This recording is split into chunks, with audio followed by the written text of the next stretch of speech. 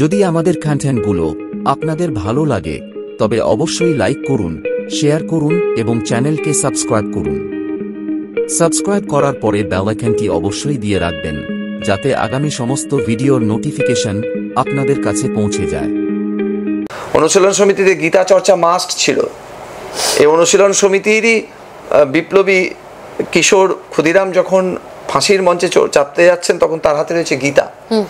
ফাঁসির আদেশের পরে যার হাফ পাউন্ড মানে প্রায় 500 গ্রাম দেহের ওজন বাড়ে, মৃত্যুকে জয় করে না এরকম মৃত্যুঞ্জয়ী বিপ্লবী জন্ম হয়েছে এই হিন্দু মানসিকতা থেকে, তাদের অনুপ্রেরণা। কারণ তখন আর বামপন্থীরা তো মিথ্যাবাদী, এরা পরিষ্কার লায়ার, এরা মিথ্যা বলে মিথ্যা ইতিহাস গড়ে নাটক করাটা এদের অভ্যাস। কোথায় 1902 সালে 1905 সালে বা ক্ষুদিরামের যখন ফাঁসি হয় 1908 সালে কোথায় বামপন্থা? সারা পৃথিবীতে একটাই বামপন্থা, তখন একটাই সরকার তৈরি হয়েছিল 62 দিনের জন্য, প্যারিস কমিউন, বলেছিলাম এর আগের দিন আপনাকে। তারপরে সিধা 1917 সাল রাশিয়ান রিভলিউশন, মাঝখানে কোথায় এরা?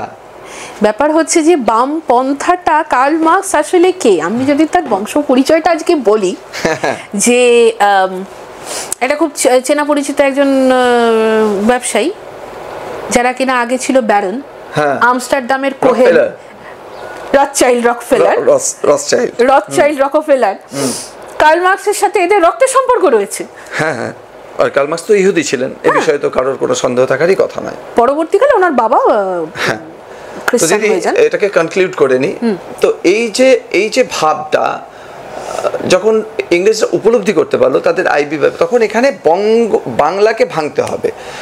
বাংলাকে ভাঙার পিছনে মূল কারণ এরকম নয় যে বাংলাকে ভেঙে দিয়ে বাংলাকে দুর্বল করে দেবো, ব্যাপারটা এটা সিম্পলিফাইড করেছে, এরকম সিম্পলিফাইড নয় ব্যাপারটা। ব্যাপারটা হচ্ছে তখন একটা ডিস্টারবেন্স ক্রিয়েট করতে হবে সমাজের মধ্যে, যে ডিস্টারবেন্সে মানুষের ফোকাসটা ইংরেজ বিরোধিতা থেকে অন্যদিকে সরে যাবে এবং এরা নিজেদের মধ্যে খেয়ে শুরু করবে এবার কিছুটা। কারণ একটা সুপ্ত শক্তি আছে যেটা ধীরে ধীরে নিজেদের শক্তিকে বৃদ্ধি করছে, সেই সুপ্ত শক্তিটাকে জাগরণ করতে হবে, যে সুপ্ত শক্তিটা স্যার সৈয়দ আহমেদের ইন্ধনে ধীরে ধীরে নিজেদেরকে তৈরি করছিল।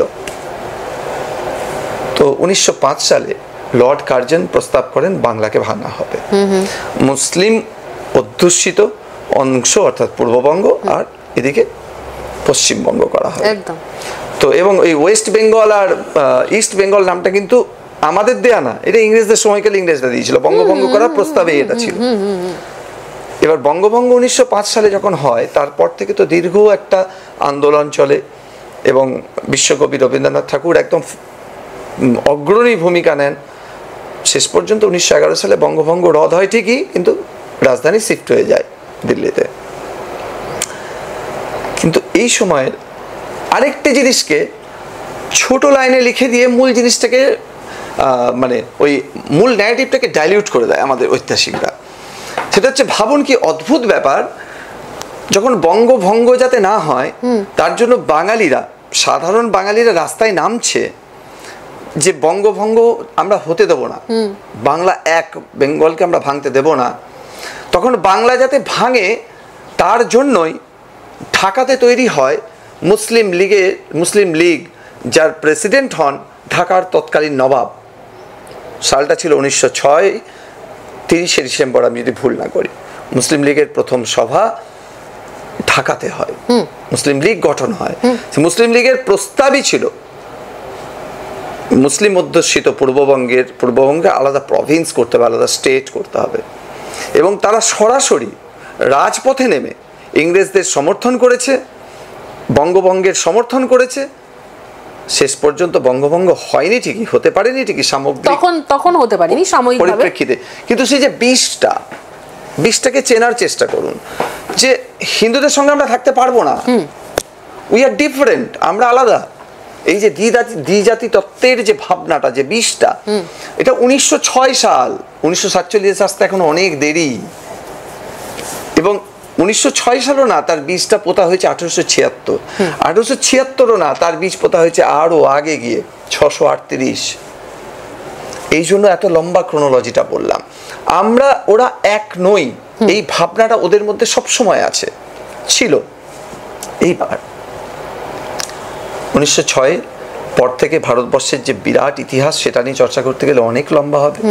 সরাসরি চলে আসি মোহাম্মদ আলী জিন্নাহ জীবনকালের শেষ পর্যায়ে এবং ভারতবর্ষ খণ্ডিত হওয়ার পর্যায়টা।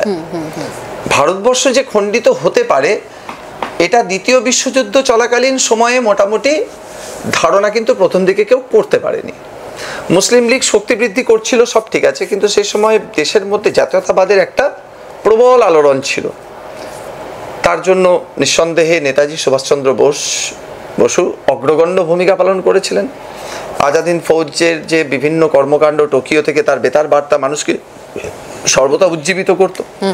তো এই সকলগুলোতে এদের যে মূল ভাবনা, আলাদা রাষ্ট্র, আলাদা একটা দেশ নেব আর পরে আমরা সেখান থেকে গজওয়ায়ে হিন্দ করব, সেটা সাময়িকভাবে ধামাচাপা থাকে বা ভিতরে ভিতরে সেটা আন্ডার কারেন্ট থাকে, কিন্তু সামনে আসতে পারেনি।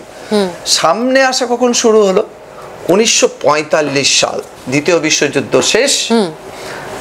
এবার দ্বিতীয় বিশ্বযুদ্ধ শেষ হওয়ার পরপরেই ইংল্যান্ডে ক্ষমতা বদল হলো, উইনস্টন চার্চিল সরে গেলেন, ক্লেমেন্ট এটলি প্রধানমন্ত্রী হলেন, লেবার পার্টির ক্লেমেন্ট এটলি, বিখ্যাত একদম।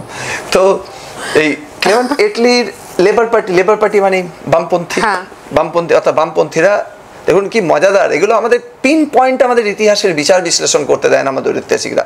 বদমাইশের ধাড়ি তো ওই জন্য করতে দেয় না, আপনাকে কিছু হলে ব্যক্তিগত আক্রমণ করবে। দেখুন ভারতবর্ষ যে স্বাধীন হবে তার যে আইনটা পাশ হলো, ইন্ডিয়া পাকিস্তান ইন্ডিপেন্ডেন্ট অ্যাক্ট, সেটা কিন্তু বামপন্থী আমলে হয়েছে।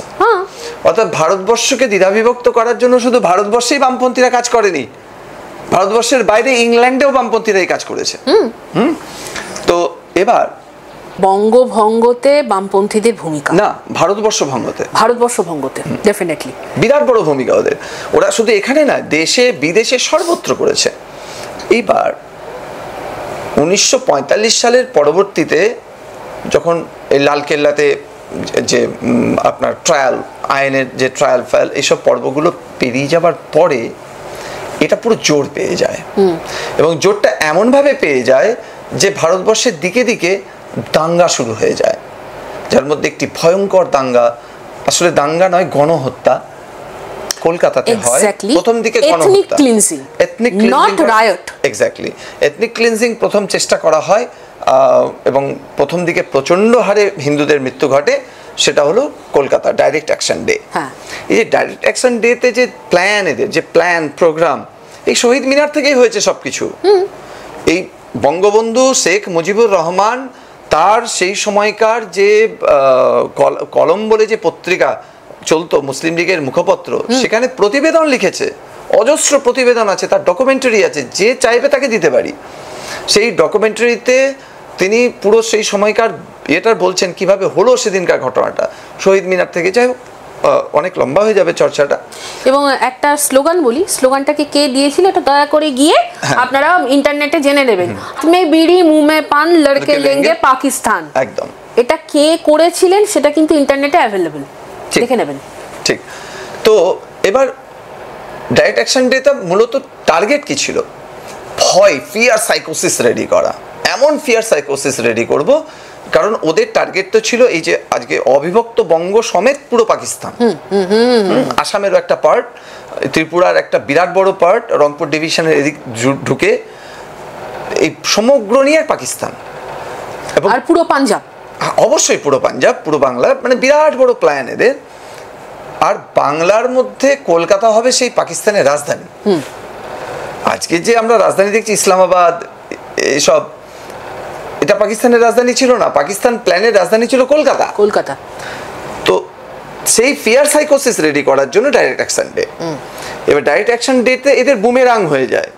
গোপাল মুখার্জি, বা যাকে আমরা গোপাল পাঠা নামে ডাকি, গোপাল মুখার্জির নেতৃত্বে হিন্দু সমাজ যেভাবে রিটেলিয়েট করা শুরু করে, পরবর্তীকালে মানে বিভিন্ন দিকে হিন্দুরা যেভাবে রিটেলিয়েট করা শুরু করে, তার ফলে এরা লেজ গুটায়। যিনি মুখ্যমন্ত্রী ছিলেন, বাংলার প্রথম মুখ্যমন্ত্রী সোহরাওয়ার্দী, উনি ওই সমস্ত তাণ্ডব দেখে উনি তখন বলেছিলেন আমার ভোলা ভালা, একদম ভয়ে, এটা ভয়ে। কারণ প্রথম দিকে তো ওই ভোলাবালা ভাবটা আসেনি, যখন একটা ভোর 4টে থেকে সকাল 7টার মধ্যে 20,000 হিন্দুকে কেটে রাস্তায় ভাসিয়ে দেওয়া হলো, রক্তে ভাসিয়ে দেওয়া হলো কলকাতা, তখন আসেনি এ ভাব। যাই হোক, এবার তার পরবর্তীকালে নোয়াখালীতে কিন্তু সাকসেস হলো 100%। একদমই তাই। এবার কারণ ডেমোগ্রাফিটা ততদিনে অনেকটা ধ্বংস হয়ে গেছে। তো এবার নোয়াখালী গণহত্যা, যেটা মোটেও দাঙ্গা নয়, সম্পূর্ণরূপে গণহত্যা, নোয়াখালী গণহত্যার পরবর্তীকালে এটা এক প্রকার প্রায় স্থির হয়ে গেল যে ভারতবর্ষ বিভক্ত হবে। এবার ভারতবর্ষের, কারণ এরা ধরে নিয়েছে, এরা স্থির প্রতিজ্ঞ যে আমরা হিন্দুদের সঙ্গে থাকবো না। অনেকগুলো জিনিস মিসম্যাচড। একে তো হলো যে ওদের বিশ্বাস আর আমাদের ধর্ম একদম ভিন্ন। আমরা বলি সর্বে ভবন্তু সুখিনা, ওরা কখনোই সেটা বলবে না। ওরা ওদের হিসাব অনুযায়ী ওরা দান করুক, জাকাত করুক, যাই করুক, সেটা শুধু নিজেদের কমিউনিটির জন্য। ওরা নিশ্চয়ই ভালো, কিন্তু আরেকজনের, নিজের ভাইয়ের জন্য ভালো, আপনার জন্য ভালো নয়। আপনার জন্য সে এত ভাববে না, এটা তার ভাবনার অংশ তখন ছিল না। যদিও আজকে লিবারেল একটা ভাবনা এসেছে, অনেক সেই সমাজের মানুষও আমি জানি, আমারও কাছের বন্ধু আছে, কিন্তু আমি একদম ক্রূর ইতিহাসে ঢুকছি। তখন তাই ছিল, এবং সমাজের একটা অংশ তখনও হয়তো ভালো ভাবতো তাদের সমাজে, কিন্তু বৃহত্তর অংশ ভালো ভাবতো না বলেই তো না এটা সম্ভব হয়েছে। যদি বৃহত্তর অংশ ভালো ভাবতো তাহলে এটা কখনোই ভারত খণ্ডিত হয় না। তো ভারতবর্ষ খণ্ডিত হয়, ভারতবর্ষ খণ্ডিত হয়ে তৈরি হয় পাকিস্তান। এবার পাকিস্তান তৈরি হওয়ার পরপরেই পাকিস্তানের উপরে কিন্তু ইংরেজের তখন কিছু করার ছিল না। ইংরেজ তখন দুর্বল অলরেডি। বিভিন্ন জায়গা থেকে ভারতবর্ষ এমনিও স্বাধীন হতো, বা ভারতবর্ষের ছেলেরা এমনি পালাতো, তোরা যে চালাবি চালাগা, আমাদের দেখার দরকার নেই। শুধু ভারত কি, আফ্রিকা সহ বিভিন্ন এশিয়ার বিভিন্ন দেশ থেকে ওরা নিজেদের কি বলে জানো, তল্পি তালপা গুটিয়ে পালায়। তার কারণ একটাই, যে বিপুল খরচ সেটা বহন করার মতো অর্থশক্তি ইংল্যান্ডে তখন নেই। তো স্বাভাবিক, টাকা নেই আর কলোনি আর স্থাপন করা কিছু, ততদিনে এই দেশগুলো করে চুষে ফেলেছে, নতুন করে কিছু হওয়ার নেই। তো এইরকম একটা অবস্থাতে আমেরিকা দ্বিতীয় বিশ্বযুদ্ধের পরে পৃথিবীর নিয়ন্ত্রক শক্তিতে পরিণত হয়। পেট্রো ডলারকে তারা কায়েম করবে ঠিক করে। একদম। তো এই ডলার ইকোনমি আর পেট্রো ডলারকে কায়েম করার জন্য তাদের দরকার ছিল এমন একটা জিওপলিটিক্যাল জায়গা, যে জায়গা থেকে ভারতবর্ষ এবং রাশিয়া দুজনকেই একসাথে নিয়ন্ত্রণ করতে পারবে। তার কারণ আমেরিকা ভারতের ন্যাচারাল অ্যালাই নয়, এটা পরিষ্কার হয়ে গেছিল ততদিনে। ভারতবর্ষের মানে স্বাধীন ভারতবর্ষের প্রথম প্রধানমন্ত্রী পণ্ডিত জওহরলাল নেহেরু তো একদম খোলামেলাভাবে সোশ্যালিস্ট ছিলেন, এবং তিনি রাশিয়ার প্রতি তার একটা সহমর্মিতা ছিলই। এর বিষয়ে কোনো ইতিহাসবিদই কোনো দ্বিমত পোষণ করবেন না। তাই জন্য এবার তাদের একটা দরকার ছিল গ্রাউন্ড, আমেরিকার। তো আমেরিকা সেই গ্রাউন্ড হিসাবে পাকিস্তানকে চুজ করে। এবার পাকিস্তানের কাছেও তো একটা মিশন বা ভিশন আছে, দারুল হার্বকে দারুল ইসলাম বানাতে হবে, গাজওয়াতুল হিন্দ করতে হবে, কারণ আমাদের হাদিতে তার নির্দেশ আছে। এখানে একটা ছোট্ট আপনাকে ইন্টারঅ্যাক্ট করি, সেটা হচ্ছে after getting the power, Mohammad Ali Jinnah, he was completely change. উনি কিন্তু একটা কথা, উনি একটা ভাষণ আমি শুনেছিলাম ওনার, উনি বলেছিলেন পাকিস্তান হবে একটা ডেমোক্রেটিক কান্ট্রি, মুসলিমদের দ্বারা লিড হওয়া এমন একটা কমিউনিটি যেখানে হিন্দুরা, শিখরা, খ্রিস্টানরা শান্তিতে থাকবেন। অদ্ভুতভাবে তার কয়েক মাসের মধ্যে জিন্নার মারা যায় ক্যান্সারে, হ্যাঁ, সকল ক্যান্সার, এবং তার মৃত্যুটা কিন্তু খুব প্যাথেটিক হয়েছিল। হ্যাঁ অবশ্যই, এবং যথেষ্ট যন্ত্রণা। আসলে তার বোন টিবি হয়েছিল। তো আপনি ঠিক জিনিসটা পয়েন্ট আউট করেছেন দিদি। দেখুন, ইতিহাস চর্চা করতে বসে আমরা অনেকেই ভুলটা করে ফেলি, যে রঙের চশমা পরে থাকি সেই রং দিয়ে আরেকটা ব্যক্তিকে দেখার চেষ্টা করি। যদি খুব মানে নিউট্রাল পয়েন্ট অফ ভিউ থেকে মোহাম্মদ আলী জিন্নার যে ক্যারেক্টারকে যদি আমরা বিচার করতে চাই, তাহলে তার ব্ল্যাক সেট যেমন আছে, তার হোয়াইট সেটও আছে। ডেফিনেটলি ভালো মন্দ মিশিয়ে একটা মানুষ হয়। তো কায়েদে আজম, এবার ওনার কায়েদে আজম নামের পিছনে কারণটা হচ্ছে উনি আজম বা শাসন প্রতিষ্ঠা করেছিলেন, ওই জন্য কায়েদে আজম। তো এবং কি কায়দাতে আজমটা চলবে, শাসনটা কিভাবে চলবে, সেটা উনি পথ নির্দেশ দিয়ে গিয়েছিলেন। এবং উনি এবং আল্লামা ইকবাল, যার ওই আমরা সুন্দর গানটা করি আর কি। যাই হোক, তো কায়েদে আজম তার ব্যক্তিগত জীবনে তিনি উচ্চশিক্ষিত, মানে ভীষণ উচ্চশিক্ষিত ছিলেন, এবং ডক্টর ইফতেখার আহমেদ বা যশবন্ত সিনহা এদের বই পড়লে, বা আপনার বাবা সাহেব Ambedkar partition of India Pakistan, এগুলো পড়লেই আপনি দেখতে পাবেন যে উনি একজন লিবারেল, যথেষ্ট লিবারেল, প্রচন্ড লিবারেল এবং লিবারেল চিন্তা ভাবনার মানুষ ছিলেন উনি। খাদ্য পানীয় এইসব ব্যাপারে কোনো বাছবিচার করতেন না, এবং প্র্যাকটিসিং মুসলিম তো একদমই ছিলেন না। এবং সত্যি কথা বলতে আজকে পাকিস্তান যদি জিন্নার স্বপ্ন মতো, এটা আমি বলছি এবং অন ক্যামেরা বলছি, জিন্নার স্বপ্ন মতন পাকিস্তান যদি তৈরি হতো না, একটা মুসলিমও আজকে এই ভারতবর্ষে থাকতো না। হ্যাঁ, তারা সব চলে যেত, সুন্দর একটা দেশ হতে পারত, একটা দুর্দান্ত দেশ এবং দুর্দান্ত উন্নত দেশ। এবং ভারতবর্ষের, এবং আমি নামটা ভুলে যাচ্ছি, পাকিস্তানের যে জাতীয় সঙ্গীত সেটাকে বলা হয় তারানা। পাকিস্তানের জাতীয় সঙ্গীত যিনি রচনা করেন তিনি একজন হিন্দু, মোহাম্মদ আলী জিন্নাই তাকে রচনা করতে বলে, তিনি একজন হিন্দু। তো আমি নামটা ভুলে যাচ্ছি, সরি, নামটা মনে আসলে কখনো ওই কমেন্টে বা এতে আপনারা পরে ভিডিওতে অ্যাড করে দেবেন। আমি ভিডিওর পরে দিয়ে কিভাবে র্যাডিকালাইজ হলো সেটা নিয়েও একটা আলাদা এপিসোড কিন্তু করব, সেটা র্যাডিকালাইজ হলো না, র্যাডিকালাইজ করা হলো সেসব আলাদা ব্যাপার। তো একদমই কঠিন জিওপলিটিক্যাল ইস্যুস, এগুলো খুব শান্ত মাথায় না বুঝলে মানুষ রিয়াকশন দেবে। তো এবার এই যে একটা প্ল্যাটফর্ম রেডি করলো আমেরিকা, এবার আমেরিকার পার্সপেক্টিভটা এখানে বোঝা খুব জরুরি। পাকিস্তান, বাংলাদেশ এবং ভারতের সম্পর্কের যে দ্বন্দ্ব, সেটা বুঝতে গেলে যদি আমেরিকা এবং রাশিয়াকে যদি আলাদা রাখি, তাহলে আমরা দ্বন্দ্বের আবারও গোড়া থেকে আলাদা হয়ে যাব। একদম। আমেরিকার মূল যে শক্তি, আর্মস লবি আর পেট্রোল লবি আর ওদের ডলার ইকোনমি। এবার ওদের আর্মস লবি বা পেট্রোল লবি এটা চলেই দ্বন্দ্বের ওপরে। পৃথিবীতে যদি সর্বময় শান্তি স্থাপন হয়ে যায়, তাহলে কখনোই আর্মস লবি চলতে পারে না।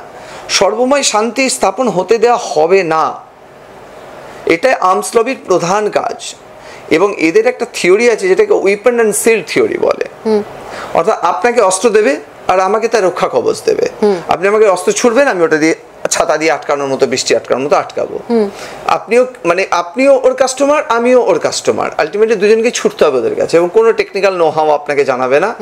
এবং প্রত্যেকটা অস্ত্রেও এমন প্যাঁচ কষে রেখে দেবে যে আপনাকে ওদেরই সার্ভিস ইঞ্জিনিয়ারকে ডাকতে হবে, কিছু পার্টস খারাপ হলে ওদের কাছ থেকেই কিনতে হবে। এরকম কমপ্লিট ইকোনমিক্যাল মনোপলি ওরা তৈরি করে সারা পৃথিবীকে নিয়ন্ত্রণ করেছে, এখনো করার চেষ্টা করছে, পারছে না কিন্তু করছে চেষ্টা এখন। এবার পাকিস্তানের যে পরবর্তী সময়ের যে ডেভেলপমেন্ট, মোহাম্মদ আলী জিন্নাহ তো পাঞ্জাবি ছিলেন না, মোহাম্মদ আলী জিন্নাহ ছিলেন অ্যাকচুয়ালি গুজরাটি। এটাও কিন্তু খুব মজাদার বিষয় যে ভারতবর্ষের যে, আপনি তো জানবেন, ভারতবর্ষের যাকে জাতির পিতা বলা হয় আর পাকিস্তানের যাকে জাতির পিতা বলা হচ্ছে, দুই জাতির পিতাই গুজরাটি। এবং পাকিস্তান যার হাতে সবচাইতে বেশি মার খাচ্ছে তিনিও একজন গুজরাটি। খুব মজাদার কথা হলো, এটা বাস্তব কোইন্সিডেন্ট, কিন্তু মিলে গেছে। তো এবার কায়েদে আজমের চলে যাবার পরে যে পাকিস্তান, আমরা পাকিস্তান বলতে একটা দেশ ভাবি, এই ভাবনাটা খুব ভুল। পাকিস্তান একটা দেশ না, পাকিস্তান হচ্ছে সমূহ, যে সমূহটা পরস্পর দ্বন্দ্বযুক্ত সমূহদের সমূহ, যারা বহু কাল থেকেই একে অন্যের সঙ্গে লড়ছে, তাদেরকে একটা জায়গাতে এনে দিয়ে বলে দিল তোমরা আজ থেকে ভাই। ব্যাপারটা এরকম। পাকিস্তানের নিয়ন্ত্রণ সম্পূর্ণরূপে চলে যায়, যেটা আজকেও আছে, পাঞ্জাবিদের হাতে, অর্থাৎ পাঞ্জাবি মুসলিমদের হাতে। এটা একদম এখন বর্তমানে ভীষণভাবে কিন্তু আলোচিত। যদি আমরা পূর্ব পাকিস্তান এবং পশ্চিম পাকিস্তানের তৎকালীন সময়কার ডেমোগ্রাফি দেখি, তাহলে সব থেকে বেশি জনসংখ্যা ছিল বাঙালি, 45% ছিল বাঙালি, বাংলা ভাষায় কথা বলা মুসলিম। পাঞ্জাবিরা ছিল 41-42%, মানে বাঙালিদের থেকে কম। এবার যেহেতু বরাবরই এদিকটাতে জনসংখ্যার ঘনত্ব অনেক বেশি, আজও পাকিস্তান সব থেকে, এই বাংলাদেশ সব থেকে জনঘনত্বপূর্ণ দেশ, তো তখনও সেরকমই অবস্থা ছিল। এবার যার ফলে কি হয়েছে দিদি, যে এই যে লড়াইটা, দ্বন্দ্বটা এদের মধ্যে ছিল, এবার তার মধ্যে আবার আরেকটা দ্বন্দ্ব টেনে নিয়ে আসলো, সেটা হচ্ছে বালুচিস্তান। কালাতের যে বুকটি পরিবার, সুলতান, ওদেরকে ভয় দেখিয়ে, অস্ত্রের দেখিয়ে এদিক থেকে সিন্ধদেরকে নিয়ে এলো, তো এইরকম করে করে ওরা একটা বাঞ্চ অফ ক্লাউন্স বানালো। সে বাঞ্চ অফ ক্লাউন্সকে একটা দেশ বললো। এবার এই বাঞ্চ অফ ক্লাউন্স তো, ক্লাউন কতক্ষণ অ্যাক্টিভিটি করে? যতক্ষণ সার্কাসটা চলে। সার্কাসটা তো, সার্কাসের টাইম সীমা বন্ধ, ক্লাউন আবার তার মতো হয়ে যায়। তো এরাও তাই হয়েছে। কারণ প্রথম দিকে যে আপনার একটা একটা ইমোশনাল একটা হনিমুন পিরিয়ড থাকে, ইমোশনাল হনিমুন পিরিয়ড, বিয়ের পরে একটা হনিমুন পিরিয়ড হয়, মধুচন্দ্রিমা, ওরকম ইমোশনেরও একটা মধুচন্দ্রিমা আছে। যখন ভারত স্বাধীন হয়, ওদিক থেকে ওরা পাকিস্তান আলাদা একটা দেশ পায়, দুটো পাকিস্তান মিলিয়ে তখন ওই তারানা বাজানো, ওই দেশের ফ্ল্যাগ নিয়ে ছুটে বেড়ানো, মানুষের মধ্যে ইমোশনগুলো কাজ করে, খুব স্বাভাবিক, এটার মধ্যে কোনো অন্যায় নাই। কিন্তু তার মধুচন্দ্রিমা পিরিয়ডটা শেষ হয়ে যাওয়ার পরে আভ্যন্তরীণ দ্বন্দ্ব তো মাথা চাড়া দেবেই। সেটা দিতেও শুরু করে যে কোন প্রভিন্সের কাছে ক্ষমতাটা থাকবে, যেটা ভারতবর্ষ কম বেশি আছে। অনেকের ধারণা বম্বে যে প্রভিন্স, তারা ভারতবর্ষকে নিয়ন্ত্রণ করে। তারপরে জিনিসটা শিফট হয়ে এলো দিল্লি, দিল্লি ভারতবর্ষকে নিয়ন্ত্রণ করে। তারপর এখন শিফট হয়েছে, এখন বলছে গুজরাট, গুজরাট এখন নিয়ন্ত্রণ করে। এসবগুলো চলতে থাকে সব জায়গাতে। ভারত তো তাও জাগলিং খেলছে। হ্যাঁ, জানে যে জাগলিং খেলছে। আরেকটা কথা কি, আমরা যেহেতু সহাবস্থানে বিশ্বাস করি আর কারোর কল্লা কাটি না, ওই জন্য আমরা তো খারাপ লাগলেও মানিয়ে নিই। কিন্তু যারা ধরুন এই খারাপ লাগলে মানাবো না, একদম নিকেশ করবো, এলিমিনেট করবো যাদের ভাবনা, তারা তো অন্যরকম। তো এবার ওখানে পাখতুন, বালুচিস্তান, সিন্ধি, গিলগিট, এদিকে কাশ্মীরিরাও এদের সঙ্গে কোনো রকম এথনিসিটি ওয়াইজ এদের সঙ্গে কোনো সম্পর্কই নাই। এবার পাঞ্জাবি, এই এতগুলো এথনিক গ্রুপস, পারস্পরিক দ্বন্দ্ব। এবার ভারতবর্ষকে তো নাকাল করতে হবে, মূল টার্গেট তো ভারতবর্ষকে নাকাল করতে হবে। ভারতবর্ষকে যদি নাকাল না করা হয়, রাশিয়া যদি এখানে যেভাবে স্ট্রং হয়ে গেছে, তাতে আমেরিকার, দক্ষিণ পূর্ব এশিয়াতে আমেরিকার আধিপত্য বিস্তার হবে না। তাই পাকিস্তানকে করা হলো, মানে ইনক্লুডিং বাংলাদেশ। তখন তো বাংলাদেশ হয়নি 1971-এর আগে, কিন্তু আমেরিকা করলো আর এরা করলো। আমেরিকা বললো, এরা করলো। এই যে বললো, দেখুন আপনি আমাকে বললেন যে দেবতা চলুন ওখানে ভালো চা পাওয়া যায়, চা খেয়ে আসি, রথতলার মোড়ে ভালো চা পাওয়া যায়।